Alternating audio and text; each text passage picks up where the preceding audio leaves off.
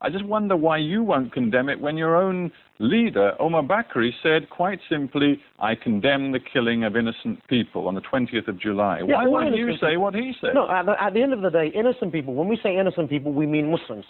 As far as non-Muslims are concerned, they have not accepted Islam. As far as we're concerned, that is a crime against God. I want to be clear about what you're saying. This is very important. You're saying only Muslims can count as innocent people. As far as Muslims are concerned, you're innocent if you are a Muslim, then you're innocent in the eyes of God. If you are non-Muslim, then you're guilty of not believing in God. Yes, there were many victims. You're guilty.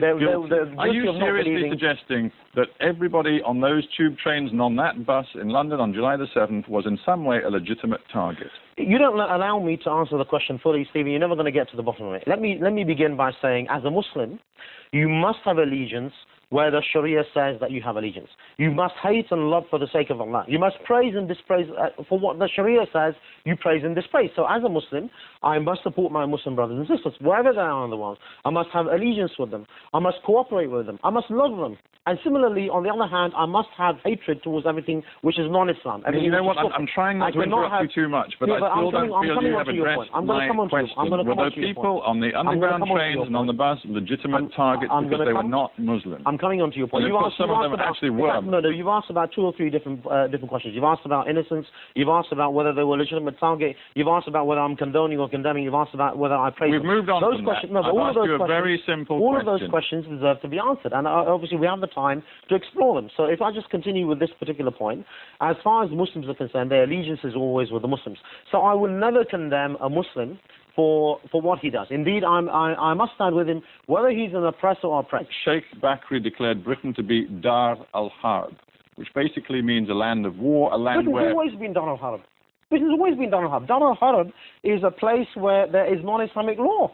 The whole world today is Dar al-Harb. The point about being a land which is Dar al-Harb is that you and your group therefore feel you have license to conduct violent operations within it. Fact is that the whole world is Dar al-Harb.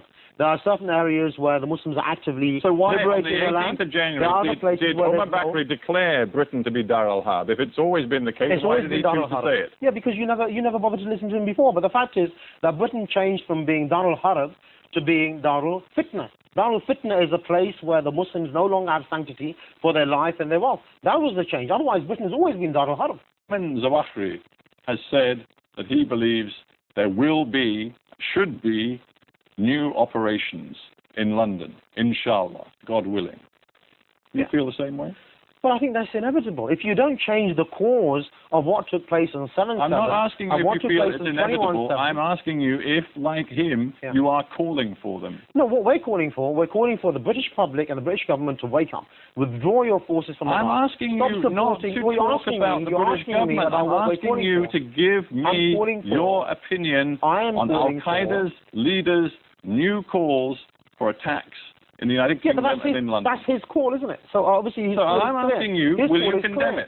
No, I can never condemn a Muslim brother. I will never condemn a Muslim brother. I will always stand with my Muslim brother. Whether you stand with him, you want those attacks to continue in London. You stand with him, you just said it. I'm finished my sentence, haven't I? Let me finish my sentence. I will stand with my Muslim brother, whether he's an oppressor or oppressed.